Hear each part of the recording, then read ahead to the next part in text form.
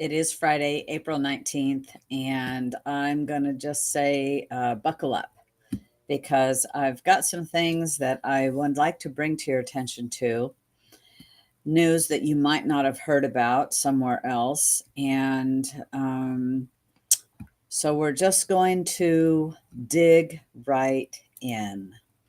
I ran across a story out of Coin News, and it is the Port of Portland is going to stop Terminal 6 container service in October. And you might think, well, that's okay. But it isn't. And it isn't because they are, it is the only, it's the international, I won't say only.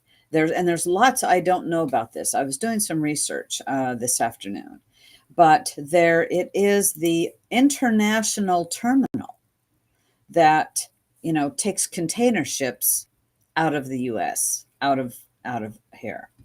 And so Terminal 6, though, will remain a working marine terminal. The problem is they don't have money. And I wonder why they don't have money. So nearly 3 months after requesting additional funding from the state, the Port of Portland has announced that container terminal service will end in the fall. Now, this is at Terminal 6. And it's the only international container terminal in Oregon. And Terminal 6 has contributed to the state economy by handling imports and exports from businesses locally and globally. But on April 15th, the port's chief trade and economic development officer informed industry stakeholders that container business would stop on October 1. We know that this terminal is a critical statewide asset, but with its come up with a financially they're saying that the business model for the container service needs more significant state funding and investment. Sorry about my tripping over my words there. Sorry about that. It says, for now, we have run out of financial options and must take this step. Frankly, I wonder how much the managers of this port make. That's going to be my first statement. I don't have the answer for that. But the executive director, Curtis Robinhold, asked state leaders for $10 million to support container operations on January 16th. And according to the letter, port officials had known Terminal 6's budget would be $14 million short this year since mid-2023. Well, granted, okay, we've had COVID, a lot of commerce shut down. We've had a lot of shipping problems. I want to say, the goods and services all over the world have been impacted, and maybe that's why they are having this funding. But where I live here in Eastern Oregon, we move a lot of grain, particularly wheat, but not exclusively wheat. And it's not just here, but all the way to Lewis and Clarkston in Idaho. That is what comes up the river, the Columbia River, going up to the Snake to go to Idaho. There's a lot of commerce. And from that, so this is why I found this story alarming, because of the international, it's the international port in Portland. So then I Googled up and said, well, what I asked was Oregon shipping ports. And so there are only 3 ports on the lower Columbia, Astoria, St. Helens, and Portland that are deep water ports. Over 11 million tons of goods move through the Port of Portland's marine terminals annually. Now, that is terminals annually. Oregon also has 14 coastal ports, including the deepwater port of Newport and Coos Bay. Now, so I went to the Port of Portland, and it's on their website, and it shows Terminal 6, 5, and 4. And they're still going to be moving automobiles, apparently, although that's international. So I don't know quite how they're going to do that. So I'm bringing this to your attention because this is a big deal for commerce in Oregon. When shipping costs get more expensive, all of us pay more. And interestingly enough, on the Port of Portland's website, they say, but we've got the rail that goes up to Seattle, and there's a lot of rail, through here. And I'm thinking, well, this kind of sounds like, oh, that's okay. Don't worry about it. We'll just ship. Maybe they're going to ship things to the Port of Seattle. I don't know. But it's a big deal. And my mind, I don't know that this is connected, but I do wonder if somehow this is, no, I'm going to withhold that statement. Well, yes, I will say it. Somehow, there is a movement to remove the dams on the Columbia River, on the Snake River. There are those that would like all the dams out. Well, without the dams, you now have more issues in traversing rivers. And so I don't know that plays a part in that. Could it? I have no idea. But that's where my mind went. And I think for good cause, it should have some investigation into this. So this fellow, who's the executive director, Curtis Robinhold, he said the team has already taken several critical steps to address the lack of funding, such as negotiating rate increases with carriers, meeting with regional importers and exporters, and considering a long-term lease with a third-party operator. Hello, if you can't operate it, how do you pay a third-party operator? If you yourself, if the port cannot fund itself. And they say there's a lot of cargo handled there, and they do imported, exported autos, break bulk. I don't know what that is. Heavy cargo that requires a lot of space to ship. This place is not small. It's 416 acres. And so to have this port deemed that as of right now, it's going to close in October 1st. And ask why. That I don't have yet. Well, because of funding. They're saying it's because of funding. And so where would the things that are handled, is that going to be because it's, shipping is okay, maybe they're going up to Seattle.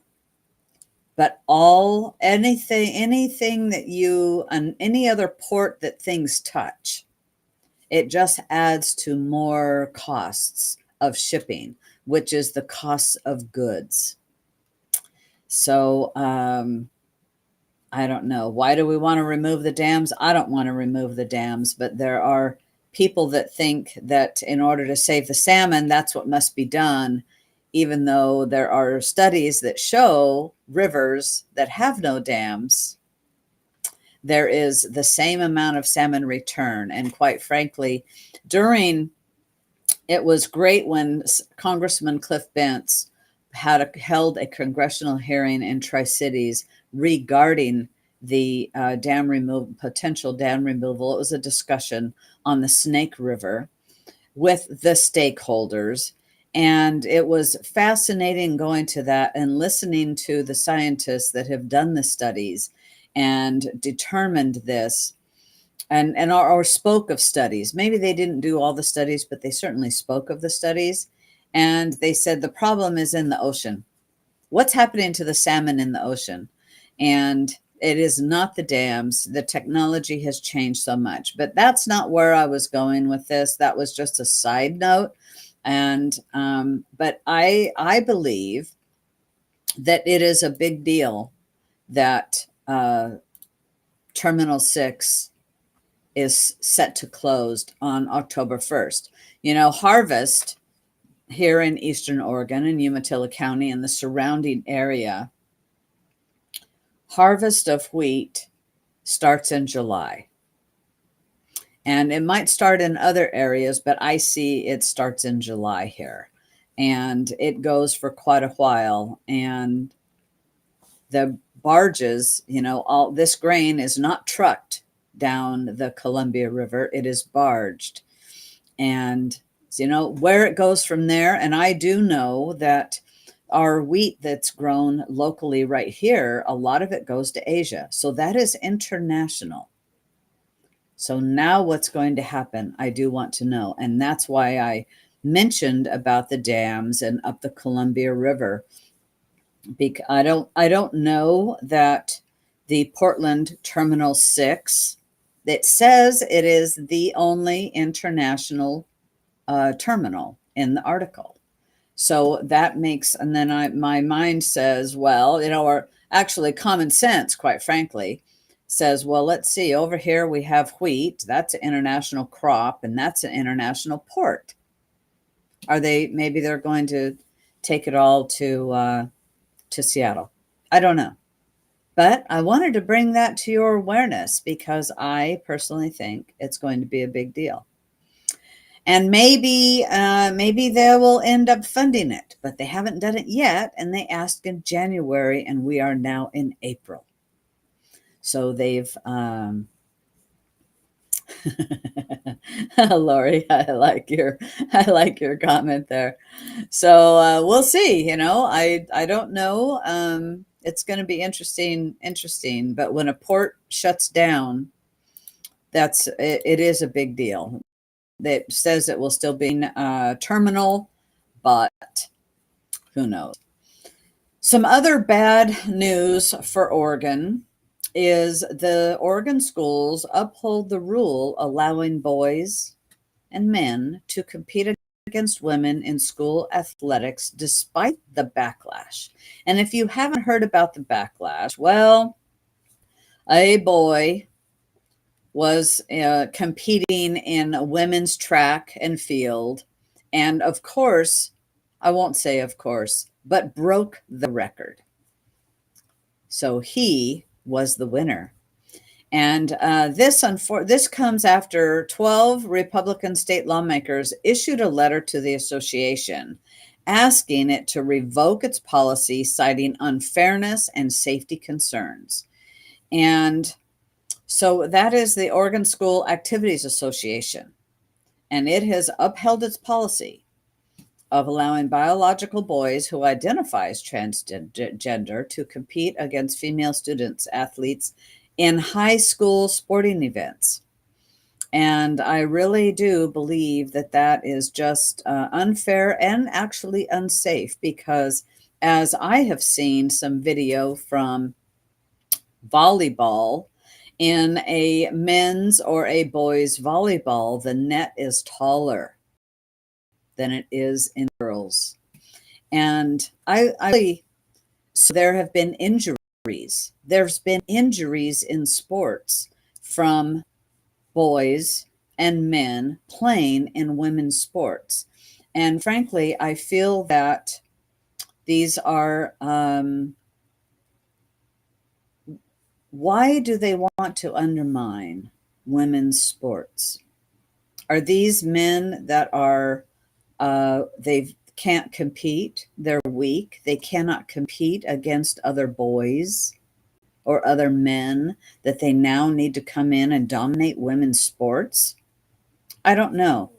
I think those that would like to be considered transgender, I think they should have their own sports. But regardless of what I think, the Oregon School Activities Association said that they are abiding by state laws that prohibit discrimination on the basis of sexual orientation, which includes someone's gender identity. Therefore, the association explained, it would not change its policy, and transgender athletes are allowed to participate in sporting events that affirm their gender identity. Well, that leads you go, well, wait a minute, there's Title IX. Well, apparently today, Biden has released Title IX revisions and sticks it to women again. And so Biden's Title IX revisions dropped today. And it tried to thread the needle, albeit clumsily. And I'm reading now from a story from PJ Media, to meet the demands of the trans movement while not agitating potential swing voters. But at this point, I don't know how many swing voters are left. And so there's two major takeaways. And I'll tell you, Lincoln Brown wrote this article out of PJ Media. National Review noted that the revisions added sexual orientation and gender identity to the list of protected classes. Okay, they could be protected. They could also have their own sports. This could mean future lawsuits if a school that receives federal funding does not permit people to use the bathrooms or locker rooms that correspond with their choice of gender, or allow men to join women's sports teams, or vice versa. It rolls back Trump-era reforms, of course, such as due process for students accused of violations. And it also lowers the standards, of course, when it comes to accusing a student of sexual assault. And so to parents out there, I'll tell you, protect your little girls. If there are, tell your little girls and young ladies in sports that if there's a man in the locker room, to let you know and tell them to just walk out. And it's a darn shame. And I believe this is truly attack on women's sports. Is it, women's basketball is the basketball players and the women's soccer, they're making money. Is this about money? Like the men's athletic scholarships and whatnot like that, because this also goes after scholarships. It goes after all the athletic programs. And when we hear about, I don't remember the name of the gym. It doesn't matter. But people, there was a guy arrested. Oh, Planet Fitness. There was a guy arrested in the gym in a women's restroom shaving, or, claiming to be a woman. He was arrested and kicked out. And there are consequences to this. Well, as an adult, you have the right to make that decision. But as a child, it's different. And for children in school, I think this can be quite traumatizing and life altering, quite frankly. So it's a sad day for women today. Today is a very sad day for women and girls in sports. And the Democrats don't care. The Democrats don't care about women at all. I don't care that they say that they do. They don't. Not at all.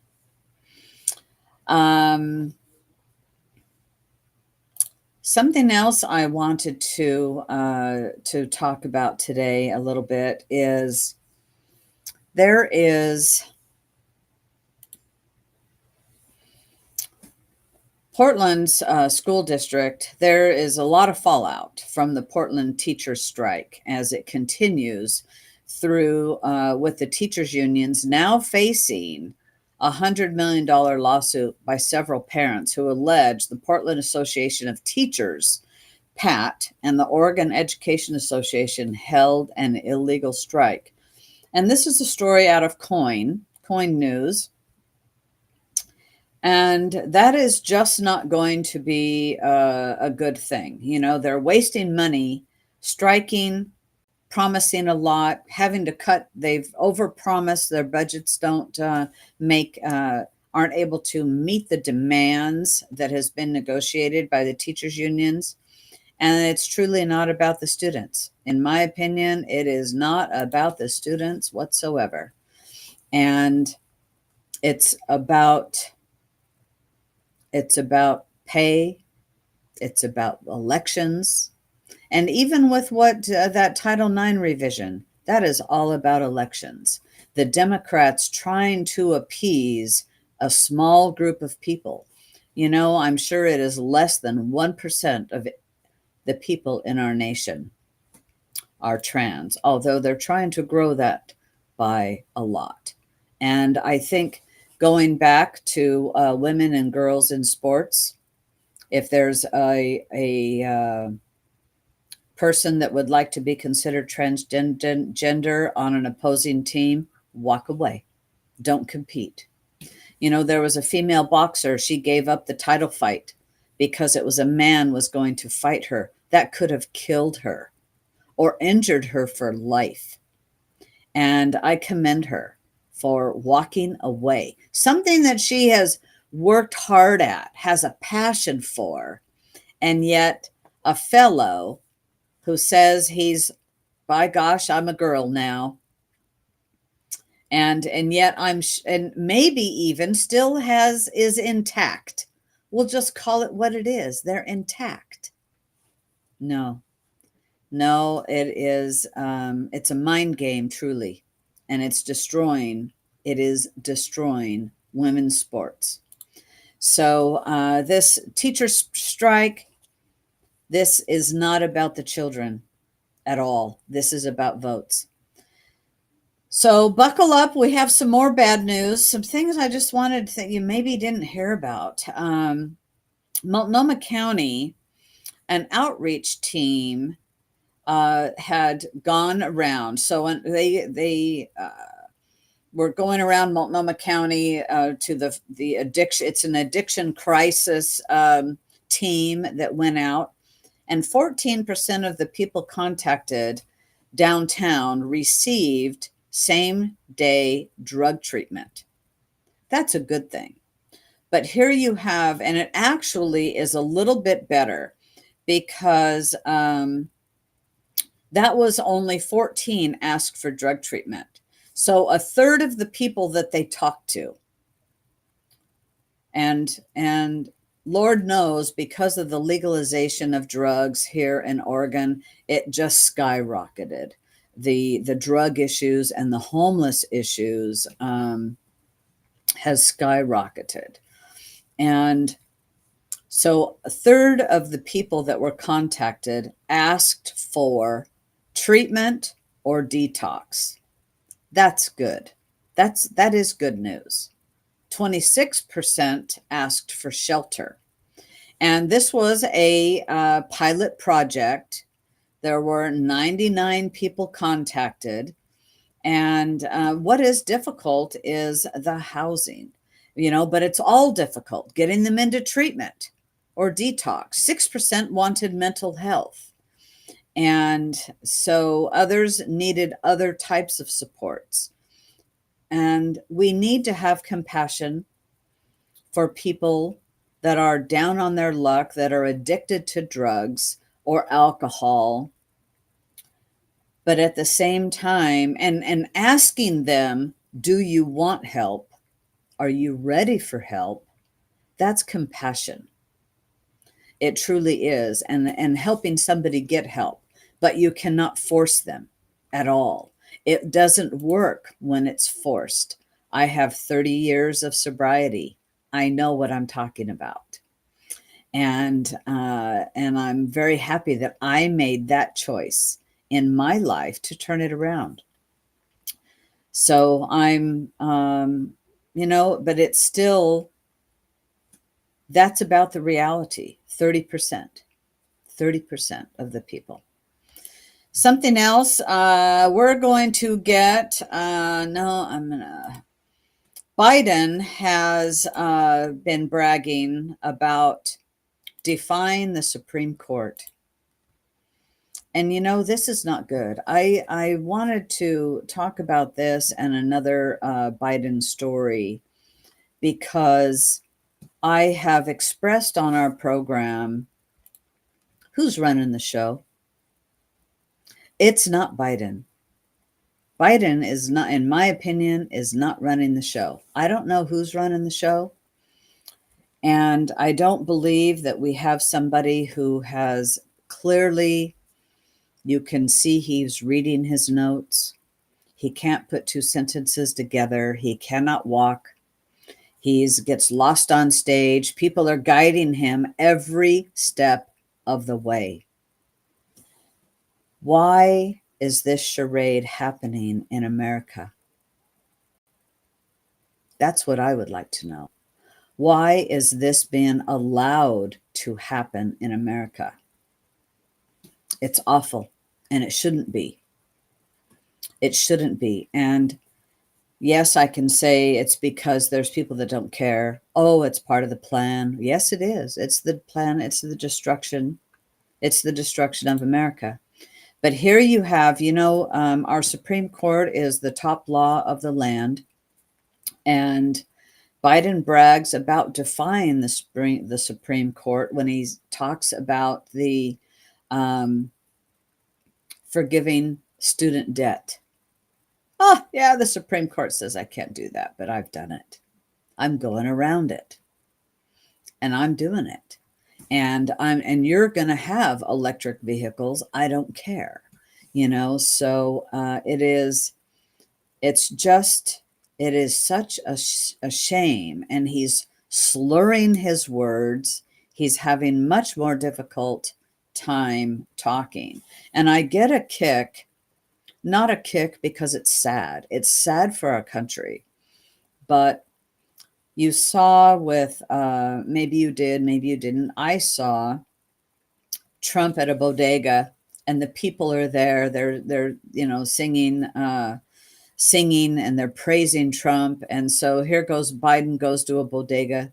The people in the background, first of all, they couldn't hardly get anybody there.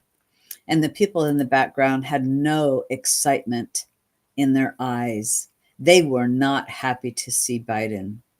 And it is a complete sham that this is the person who receives so many votes and is elected president. No, this is the person who is the puppet masquerading as our president, and it is dangerous. Look at what is going on in the world today.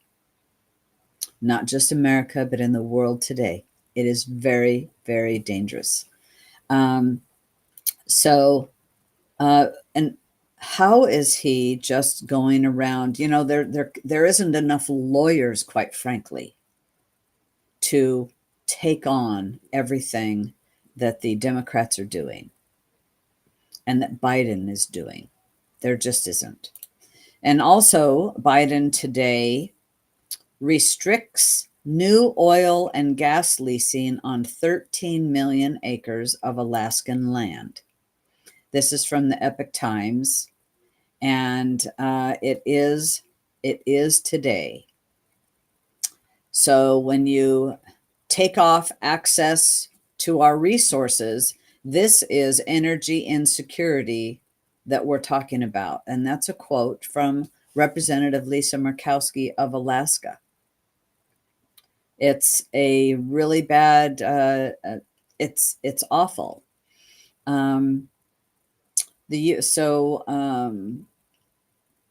Today they restricted how much any new oil and gas drilling on over 13 million acres.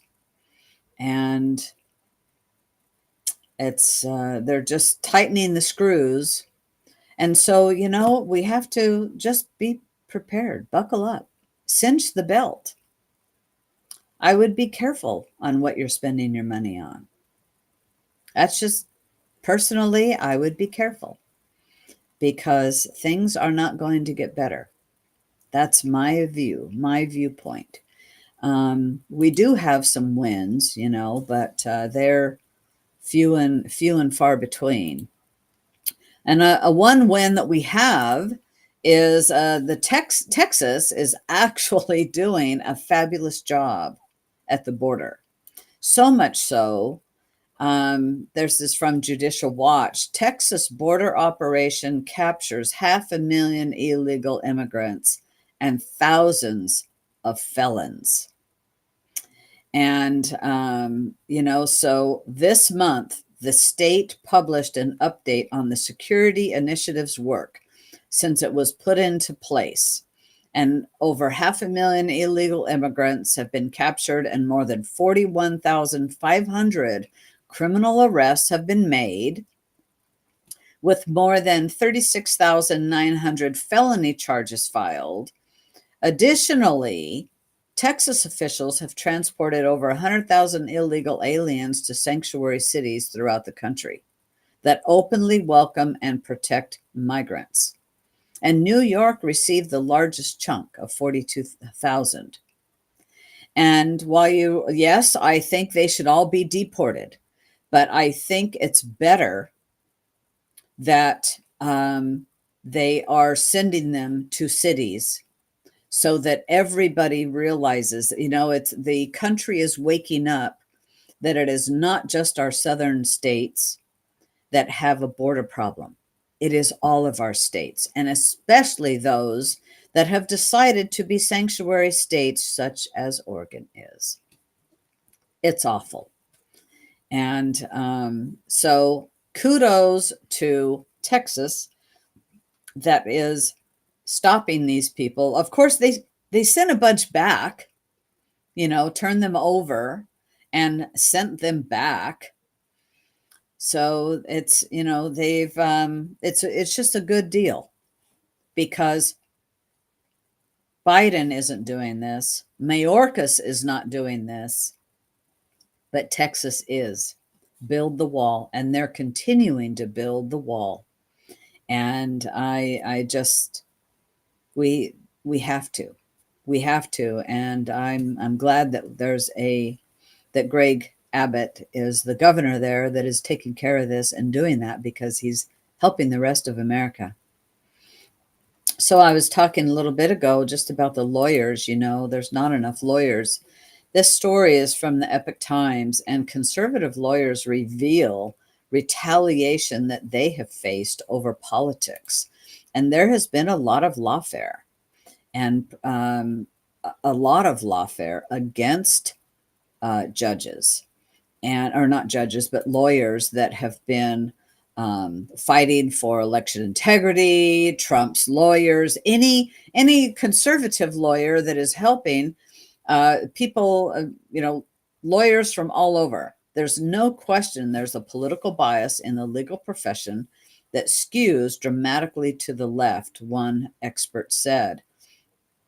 And there's been a lot of lawfare that conservative lawyers have had complaints brought up against the bar of many states.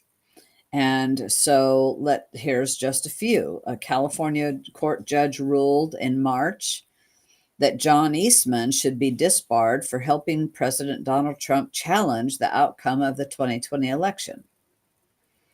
And Jeffrey Clark, who also tried to help President Trump, is facing a similar disbarment hearing in Washington. The focal point is a proof of concept letter he drafted for President Trump in December of 2020. Mr. Clark and Mr. Eastman are the latest attorneys to face backlash from their profession over their actions. Rudy Giuliani has, Sidney Powell, Kenneth Chesebro, Jenna Ellis, Lawrence Joseph, Julia Haller, Brandon Johnson, who worked on President Trump's post-election challenges, just to name a few. Christopher Crowley, a former prosecutor from Fort Myers, Florida, could be suspended after an ethics complaint was filed for political statements he made about an opponent in a Republican primary for a state attorney election. Jim Bob Jr. was subject to an ethics complaint. There is a slew of them, a plethora of them happening, and it is wrong. It is wrong. And, free speech, where is free speech or the right to defend your client? They're picking and choosing who a client can be. And that is not good. This is our judicial system. This is a bedrock of America. And this is scary. And so I wanted to I'm going to post a link to this article because it's something you ought to read. And it is a power play. It's a political power play. And they're trying to make lawyers fearful of standing up for what is right in our country, and it's not a good thing. So I don't know if you had heard about this. There's, we hear about a lot of lawfare, but when it's used to try to silence political opponents, that type of thing, that's not right. That's not right. So here's a quote, if a lawyer cannot speak frankly and freely during a political campaign, then we just don't have First Amendment rights anymore. And I would say the very same thing of picking your who you are defending or working for as a client. This is your right as a lawyer to work for whom you want to. And that goes, the same as those lawyers that are defending the rapists, or the drug dealers or the cartels. They have the right to pick who they're working for, who their client is, and it's just not correct. So I think it's a dangerous time in our country, and we need to pay attention and be aware of what's going on and speak out about it. That's just not right. So I wanted to just bring a few things today. Lori, when does the erosion reach a point of no return? I don't have an answer for that. Are we there? I don't think so. And I hope not. But if we don't bring this to people's attention, and there's so many things like this going on, then where are we? Because I will speak out. I will bring attention to issues and things that maybe you don't know about, because that's what we do. Yes, we need to pray. We absolutely need to pray. Speaking of prayers, I'll tell you, this is just something that I saw today that just shocked me. This is also from the Epoch Times.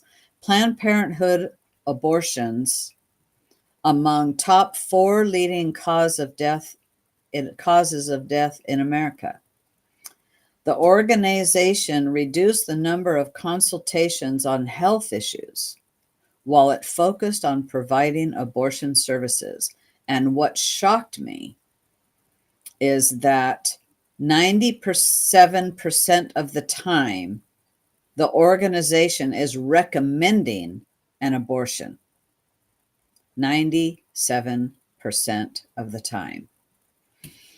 So, according to the data from the U.S. Center for Disease and Control and Prevention, the CDC, there are over just under 700,000 Americans died of heart disease in 2021, with 605,000 dying from cancer, 416,000, they say, from COVID-19, and nearly 225,000 from accidents. And it is in abortion from 2022, Planned Parenthood, they released their 2022-2023 annual report, revealing that the organization conducted just shy of 400,000 abortions during that period.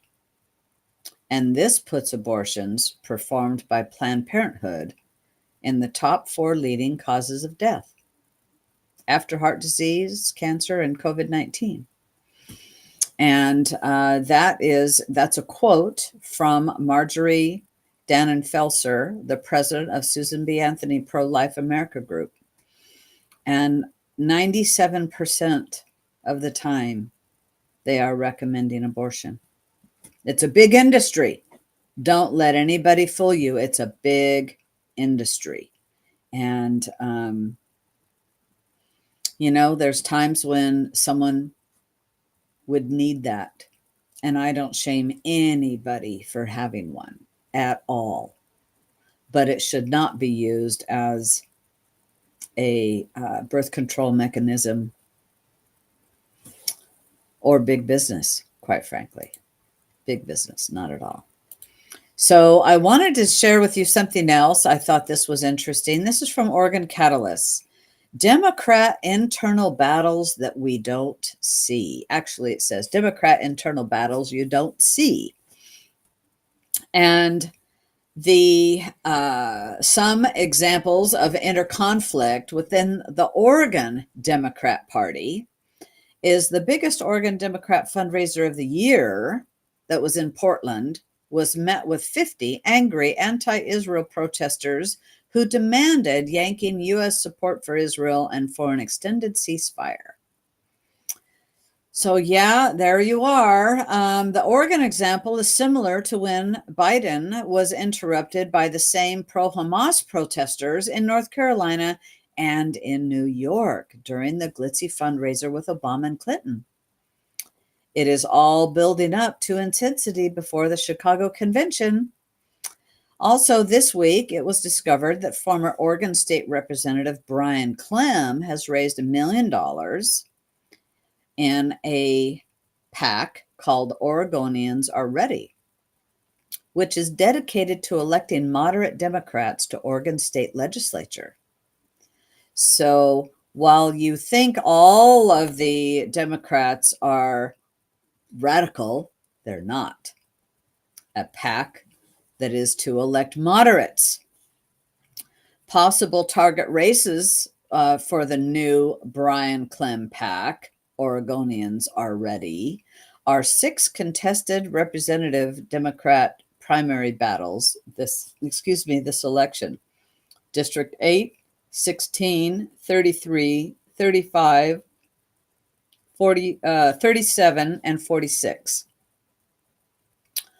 Also, the Oregonian has endorsed former city councilor Jeff Goodman over former state senator Elizabeth Steiner, and for Congress District 3, sided with lawmaker Maxine Dexter over the more radical Multnomah former chair Sushila Jayapal. These picks reveal big tensions between 2 entrenched sides within the Oregon Democratic Party. Thought you'd like to know, and I'll tell you, the Oregonian picking over Sushila Jayapal, that's a very good thing. I mean, we don't want either one, but of the 2, we don't want her. That is her sister is already in Congress, and we don't want another one. Part of the squad. So, hey, that's my roundup for today. I wanted to let you know, we do have a lot to be thankful for in this country. We still are the best country in the world. We have a lot going for us, but we have to fight for what we want to keep. And it is in my lifetime that a lot of things have gotten changed.